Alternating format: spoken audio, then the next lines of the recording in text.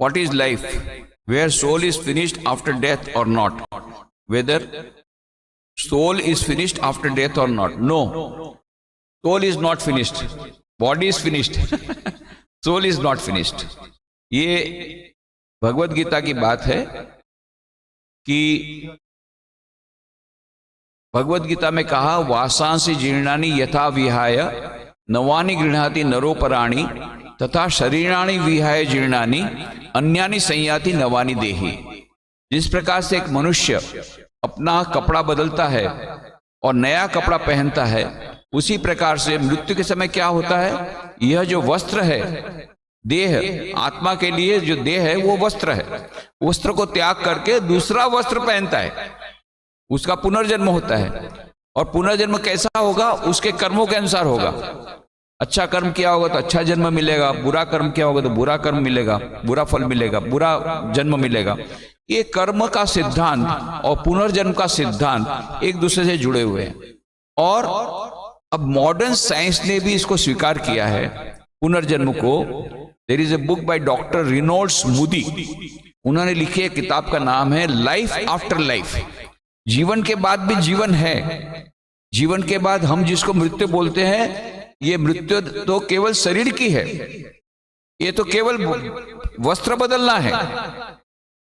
ये जितने लोग सुसाइड करते हैं बिल्कुल बेवकूफ है, एकदम मूर्ख हैं। वो समझते हैं कि हमारे दुख का पूरा समाधान हो जाएगा। अभी बहुत दुखी हैं हम, तो मर जाएंगे तो दुख खत्म हो जाएगा। अरे दुख कैसे खत्म होगा?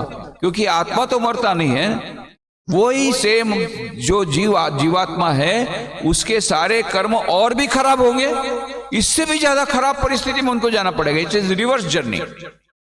अभी बहुत दुखी है और उन्होंने काम क्या किया? ये दुखी क्यों है? अपने कर्मों के कारण दुखी है। ये पूर्व जन्म में खराब काम किया, इस समय काम किया, उसके कारण इतना दुख पड़ा कि उसके कारण अभी आत्महत्या सोच रहे हैं, मैं इतना दुख सहन नहीं कर पाऊंगा। इसलिए क्या करते हैं? आत्महत्या करते हैं। क्या होगा उससे?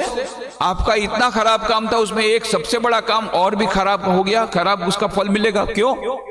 भगवान ने हमको गिफ्ट दिया है मनुष्य देह। मनुष्य देह से बढ़कर कोई भी बड़ा देह नहीं है। 84 लाख योनियों में से मात्र मनुष्य योनि में ही ईश्वर की प्राप्ति हो सकती है। मात्र मनुष्य योनि में, 84 लाख योनि में से। ये कौन बोलता है? हमारे शास्त्र बोलते हैं। और मॉडर्न साइंस क्या बोलता है? आधुनिक विज्ञान क्या बोलता है? नहीं नहीं नहीं, 84 लाख योनियां नहीं, 125 लाख योनियां हैं। पर वो लोग भी बोलते हैं 125 लाख योनियों में मात्र मनुष्य योनि को ही आध्यात्मिक ज्ञान प्राप्त हो सकता है। केवल मनुष्य को ही प्राप्त हो सकता है। आप सोचिए, SQ, IQ सभी को मिल सकता है। कंप्यूटर के पास भी IQ है। EQ केवल कुछ योनियों के पास है। SQ स्पिरिचुअल इंटेलिजेंस, आध्यात्मिकता, केवल मनुष्य के पास है। मॉडर्न साइंस भी यही कहता है। तो देखिए, आधुनिक विज्ञान भी बोलता है कि 125 लाख योनि में से मात्र मनुष्य योनि को ही आध्यात्मिक ज्ञान प्राप्त कर सकता है। यह दुर्लभ है, यह मनुष्य देह। ऐसे दुर्लभ मनुष्य के देह को यदि मर गया तो ठीक है, अब जानबूझ करके मरना ये बहुत बड़ा अपराध है। According to Indian penal code भी अपराध है। यदि बच गया तो उसके ऊपर कॉलम चल सकता है, उसको जेल में डाल सकते हैं। और नहीं बचा तो यदि मर गया तो बहुत बड़ा अपराध हो जाएगा। आत्महत्या करना सबसे बड़ा अपराध है हमारे शास्त्रों के अनुसार। तो इसलिए ये क्यों हो रहा है? क्योंकि ये अज्ञान के कारण हो रहा है। जो लोग आत्महत्या करते हैं उनको लगता है कि बस हम आत्महत्या करेंगे, हमारा सारा दुख खत्म हो जाएगा, इसके बाद हमको दुख सहन नहीं करना पड़ेगा। हम ही नहीं रहेंगे तो दुख कहां से होगा? अरे हम तो रहेंगे ही। वो जीवात्मा कभी मरता नहीं है। जीवात्मा का एक काम, यदि पूरी लीला को समाप्त करना है तो एकमात्र ये हो सकता है, जब ईश्वर प्राप्ति होती है तो वो चाहे तो जीव को रखे, अपनी आत्मा को रखे, चाहे ब्रह्मविद ब्रह्मैव भवति, ब्रह्म के साथ मिलित हो जाए। जैसे एक बूंद है, समुद्र के पास जाकर के मिल गई, फिर वो समुद्र बन गई, ये भी हो सकता है। या फिर भक्त बोलता है कि मैं बार बार जन्म लेना चाहता हूं और बार बार भगवान की भक्ति करना चाहता हूं, तो उसका जन्म होगा।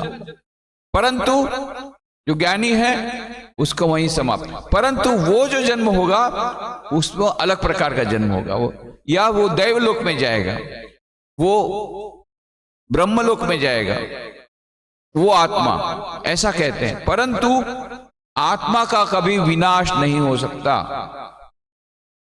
देह कभी अमर नहीं हो सकती और आत्मा का विनाश नहीं हो सकता।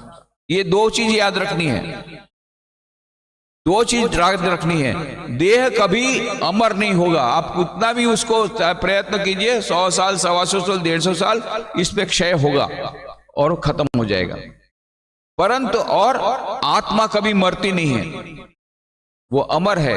हाँ, ये हो सकता है कि आत्मा परमात्मा के साथ मिलन होकर के जैसे बूंद समुद्र में जाते हैं, समुद्र मिल गया, वो हो सकता है।